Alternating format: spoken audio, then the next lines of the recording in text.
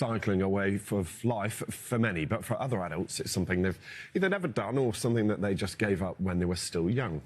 10 years ago, a drive was launched to get people back on their bikes. It was supposed to last just a few weeks, but a decade on, it's still going strong. It's called the Big Bike Revival, and as it marks its 10th anniversary, Fiona Lambden has been meeting some of the people who have benefited.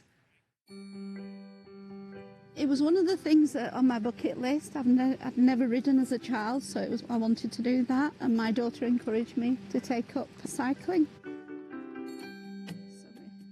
Shagufta started riding 12 months ago at the age of 60. And how did it feel when you first got on? Petrified. I was really scared, nervous, but exhilarating at the same time. Shagufta is now one of 50 women who come each week to this track in Blackburn to cycle. What's this group done for you? It's done a lot for me in terms of it's encouraged me to go out more, take on other challenges as well, not just cycling, and it's widened my friendship circle. Free bikes and helmets, encouraging women of all faiths, backgrounds and ages to come and have a go. Anybody can do cycling, especially with my community. It doesn't matter who you are.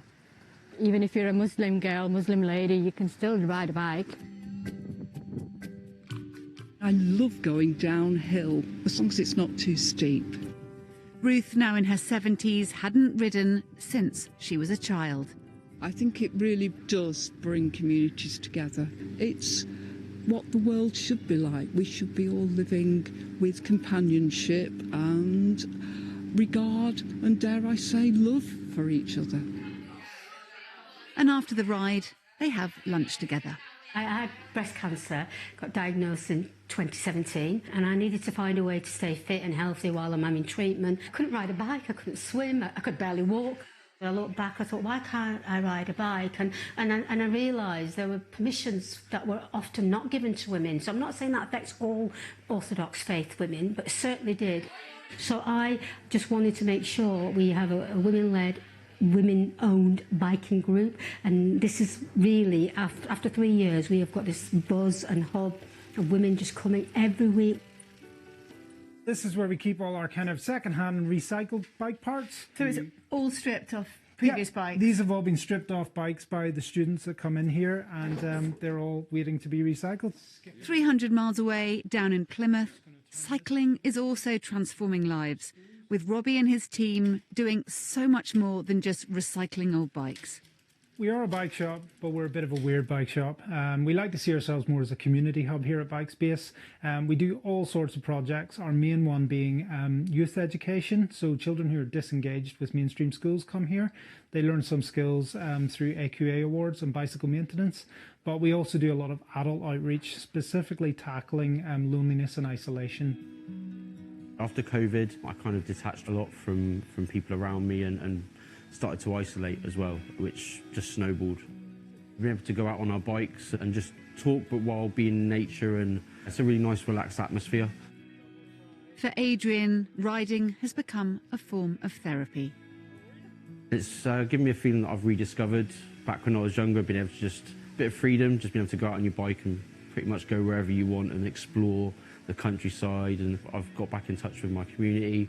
I feel like I know people that live around me more. I'm more present, I'm more open and able to help people as well. Back in Blackburn, Shagufta now feels comfortable on her trike. She says her next challenge is moving to 2 wheels.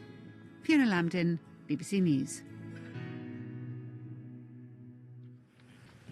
Well, joining us now is Jenny Box, Deputy Director of Behaviour Change and Development at Cycling UK. Morning. Morning. Good morning. So this started as a small project and it has just never gone away, which tells us it's probably very much needed. Yeah, absolutely. Yeah, a 2 or 3 week pilot initially, just to see if it would work.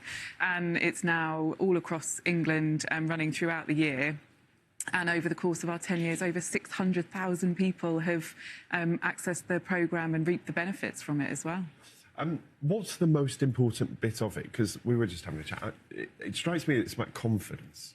people just feeling they can get back out there. And then all the other bits come with it, don't they? Getting the right bike and knowing where you can cycle, but the confidence to go and do it.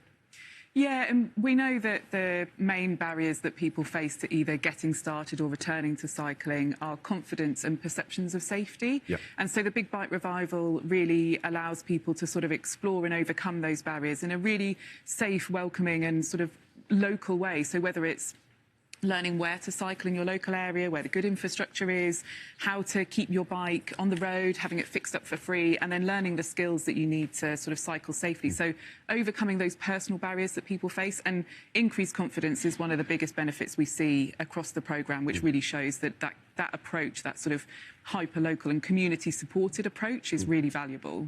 You mentioned the community word there, because this is not just about fitness or getting about. There is a real community element to this, isn't there? Absolutely. And whether the sorts of people that we see coming to the programme, whether it's people who are feeling isolated from their community, overcoming people who have come to the programme to find ways to overcome grief or recover from long-term health conditions or injuries. And so by delivering the programme through local community groups, it means that people have got somewhere they can go, community they can meet, friends that they can make, and the social element just becomes a really important, really crucial part of the programme, which is something that we're really proud of and just so thankful to our community organisations that deliver the programme for us.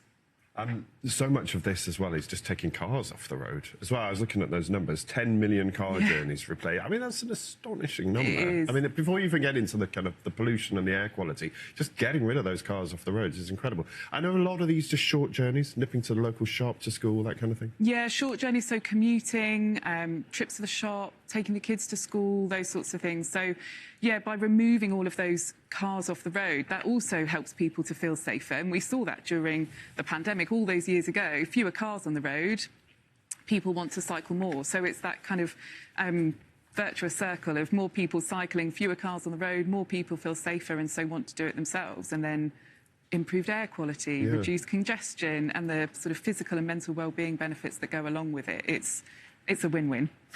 Jenny, so good to talk to you. Thank you for coming. Best of luck with it. Like we said, start this a few weeks. Here we are, all this time later. Another 10 years. Yes, best of luck. Really nice to see you. Thanks so much for having me.